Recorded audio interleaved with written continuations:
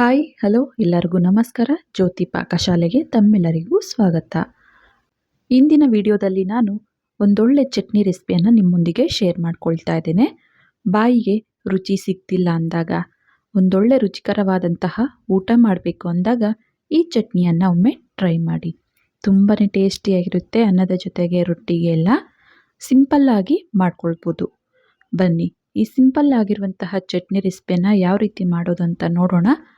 ಅದಕ್ಕಿಂತ ಮುಂಚೆ ಹೊಸದಾಗಿ ನಮ್ಮ ಕುಕಿಂಗ್ ವಿಡಿಯೋಸ್ ನೋಡ್ತಿದ್ದಲ್ಲಿ ಪ್ಲೀಸ್ ಜ್ಯೋತಿ ಪಾಕಶಾಲೆ ಚಾನಲ್ನ ಸಬ್ಸ್ಕ್ರೈಬ್ ಮಾಡ್ಕೊಳ್ಳಿ.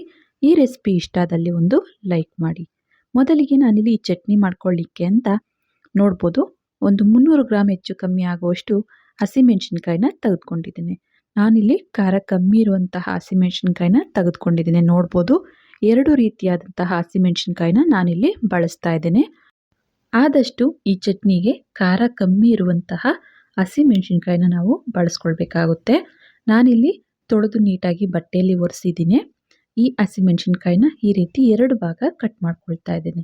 ಈ ಎಣ್ಣೆಗೆ ನಾವು ಫ್ರೈ ಮಾಡ್ಕೊಳ್ಳೋದ್ರಿಂದ ಈ ರೀತಿ ಕಟ್ ಮಾಡಿ ಹಾಕ್ಕೊಳ್ಳಿಲ್ಲ ಅಂದಲ್ಲಿ ಸಿಡಿಯೋ ಚಾನ್ಸ್ ಇರುತ್ತೆ. ಹಾಗಾಗಿ ಎಲ್ಲವನ್ನ ಈ ರೀತಿ ಕಟ್ ಮಾಡಿ ಒಂದು ಪ್ಲೇಟಿಗೆ ಹಾಕಿಟ್ಟಿದ್ದೇನೆ. ನಂತರ ಚಿಕ್ಕ ನಿಂಬೆ ಹಣ್ಣಿನ ಗಾತ್ರದಷ್ಟು ಹುಣಸೆ ಹಣ್ಣನ್ನು ಒಂದು ಬಟ್ಲಿಗೆ ಸೇರಿಸಿ ಸ್ವಲ್ಪನೇ ನೀರನ್ನು ಸೇರಿಸಿ ಹುಣಸೆ ಹಣ್ಣನ್ನು ನೆನೆಸಿಡ್ತಾ ಇದ್ದೇನೆ. ನೋಡ್ಬೋದು. ನಂತರ ನಾನಿಲ್ಲಿ ಗ್ಯಾಸ್ ಮೇಲೆ ಬಾಣಲೆನ ಇಟ್ಟು ಗ್ಯಾಸನ್ನು ಹಚ್ಕೊಳ್ತೇನೆ. ಈ ಬಾಣಲೆಗೆ 1 ಟೇಬಲ್ ಸ್ಪೂನ್ ಆಗುವಷ್ಟು ಧನಿಯಾ ಕಾಳು, 1/4 ಟೀ ಸ್ಪೂನ್ ಆಗುವಷ್ಟು ಮೆಂತ್ಯ ಕಾಳು, ಅನಂತರ 1 ಟೀ ಸ್ಪೂನ್ ಆಗುವಷ್ಟು ಇದಕ್ಕೆ ಜೀರಿಗೆನ ಸೇರಿಸ್ಕೊಳ್ತೇನೆ. ಹಾಗೆಯೇ 2 ಟೇಬಲ್ ಸ್ಪೂನ್ ಆಗುವಷ್ಟು ಬಿಳಿ ಎಳ್ಳನ್ನು ಇದಕ್ಕೇನೆ ಸೇರಿಸ್ಕೊಳ್ತಾ ಇದ್ದೇನೆ. ಗ್ಯಾಸನ್ನು ಲೋ ಫ್ಲೇಮಲ್ಲಿಟ್ಟು ಇವೆಲ್ಲವನ್ನು ಚೆನ್ನಾಗಿ ಫ್ರೈ ಮಾಡ್ಕೊಳ್ಬೇಕಾಗುತ್ತೆ. ಲೈಟಾಗಿ ಈ ಎಳ್ಳು ಮೆಂತ್ಯ ಇವೆಲ್ಲ ಕಲರ್ ಚೇಂಜ್ ಆಗಬೇಕು, ಅಲ್ಲಿವರೆಗೂ ಇವನ್ನ ಇದೇ ರೀತಿ ಫ್ರೈ ಮಾಡ್ಕೊಳ್ಬೇಕಾಗುತ್ತೆ.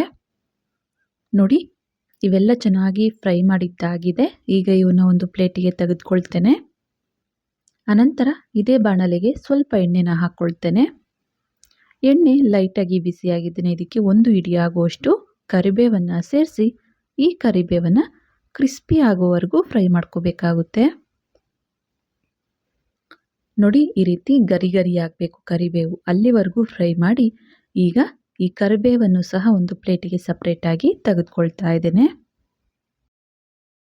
ನಂತರ ಇದೇ ಬಾಣಲೆಗೆ ಕಟ್ ಮಾಡಿಟ್ಟಂತಹ ಹಸಿಮೆಣಸಿನ್ಕಾಯಿನ ಸೇರಿಸ್ಕೊಳ್ತಾ ಇದ್ದೇನೆ.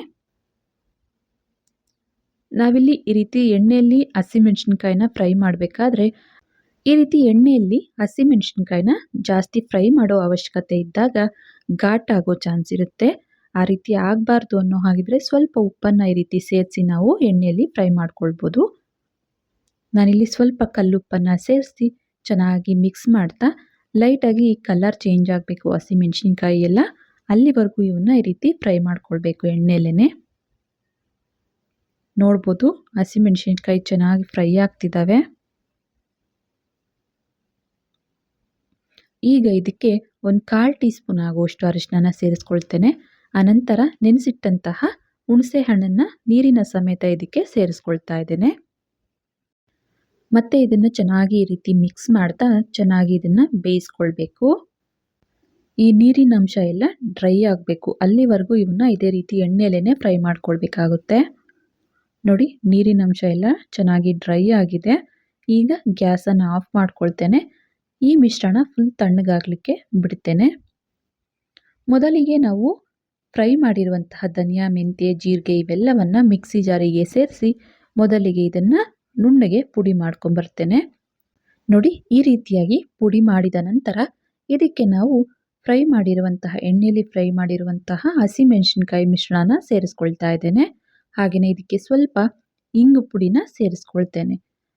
ಸ್ವಲ್ಪ ಇಂಗು ಪುಡಿನ ಸೇರಿಸಿ ಮೊದಲಿಗೆ ಇದನ್ನು ನೀರು ಹಾಕ್ತೇನೆ ತರಿಯಾಗಿ ರುಬ್ಬಿ ತಗೊಬರ್ತೇನೆ. ಜಾಸ್ತಿ ನುಣ್ಣಗೆ ರುಬ್ಬೋ ಹಾಗಿಲ್ಲ, ಪಲ್ಸ್ ಮೋಡಲ್ಲಿ ಆನ್ ಆ್ಯಂಡ್ ಆಫ್ ಮಾಡ್ತಾ 1-2 ಸರಿ ರುಬ್ಕೊಂಡ್ರೆ ಸಾಕು. ನೋಡಿ, ಈ ಹದಕ್ಕೆ ರುಬ್ಬಿದ್ರೆ ಸಾಕು. ಈಗ ಇದಕ್ಕೆ ಎಣ್ಣೆಯಲ್ಲಿ ಫ್ರೈ ಮಾಡಿರುವಂತಹ ಕರಿಬೇವನ್ನು ಸೇರಿಸಿ ಆನ್ ಆ್ಯಂಡ್ ಆಫ್ ಮಾಡ್ತಾ ಇದನ್ನು ಪಲ್ಸ್ ಮೋಡಲ್ಲಿ 1-2 ಸರಿ ರುಬ್ಕೊಂಡ್ರೆ ಸಾಕು. ಅನಂತರ ಇದಕ್ಕೆ ಈ ರೀತಿ ಬಿಡಿಸಿಟ್ಟಂತಹ ಮೀಡಿಯಂ ಗಾತ್ರದ 1 ಈರುಳ್ಳಿನ ಸೇರಿಸಿ 1-2 ಸರಿ ಪಲ್ಸ್ ಮೋಡಲ್ಲಿ ಆನ್ ಆ್ಯಂಡ್ ಆಫ್ ಮಾಡಿ ರುಬ್ಕೊಂಡ್ರೆ ಸಾಕಾಗುತ್ತೆ. ಜಾಸ್ತಿ ಹೊತ್ತು ರುಬ್ಬೋ ಅವಶ್ಯಕತೆ ಇಲ್ಲ. ಈ ರೆಸಿಪಿನ ಮಾಡಬೇಕಾದ್ರೆ ನನಗೆ ಒಂದು ಒಗಟು ನೆನಪಾಯಿತು. ಕಚ್ಚಿದರೆ ಮಾತ್ರ ಕಚ್ಚುವುದು, ಕಚ್ಚಲ್ಲ ಹಾವಲ್ಲ ಚೇಳಲ್ಲ. ಇನ್ನೊಮ್ಮೆ ಹೇಳ್ತೇನೆ, ಕಚ್ಚಿದರೆ ಮಾತ್ರ ಕಚ್ಚುವುದು, ಕಚ್ಚಲ್ಲ ಹಾವಲ್ಲ ಚೇಳಲ್ಲ. ಈ ಒಗಟಿಗೆ ನಿಮಗೆ ಆನ್ಸರ್ ಗೊತ್ತಿದ್ದಲ್ಲಿ ಕಮೆಂಟಲ್ಲಿ ಕಮೆಂಟ್ ಮಾಡಿ. ಗೊತ್ತಿಲ್ಲ ಅಂದಲ್ಲಿ ಇನ್ನೊಂದು ವಿಡಿಯೋದಲ್ಲಿ ನಾನು ಈ ಒಗಟಿಗೆ ಆನ್ಸರನ್ನು ಹೇಳ್ತೇನೆ. ನೋಡ್ಬೋದು, ಈರುಳ್ಳಿನ ಸೇರಿಸಿ ಈ ರೀತಿ ಪಲ್ಸ್ ಮೋಡಲ್ಲಿ ಆನ್ ಆ್ಯಂಡ್ ಆಫ್ ಮಾಡ್ತಾ ಒಂದೆರಡು ಸರಿ ರುಬ್ಕೊಂಡ್ರೆ ಸಾಕು. ಈರುಳ್ಳಿ ಅಲ್ಲಲ್ಲಿ ಬಾಯಿಗೆ ಸಿಗೋ ರೀತಿ ಇರಬೇಕು. ಈಗ ರೆಡಿ ಆಗಿರುವಂತಹ ಚಟ್ನಿನ ಒಂದು ಬಟ್ಲಿಗೆ ಸರ್ವ್ ಮಾಡ್ತಾ ಇದ್ದೇನೆ. ನೋಡಿದ್ರಲ್ಲ, ಸಿಂಪಲ್ ಆಗಿರುವಂತಹ ಹಾಗೂ ರುಚಿಕರವಾಗಿರುವಂತಹ ಚಟ್ನಿ ರೆಸಿಪಿಯನ್ನು.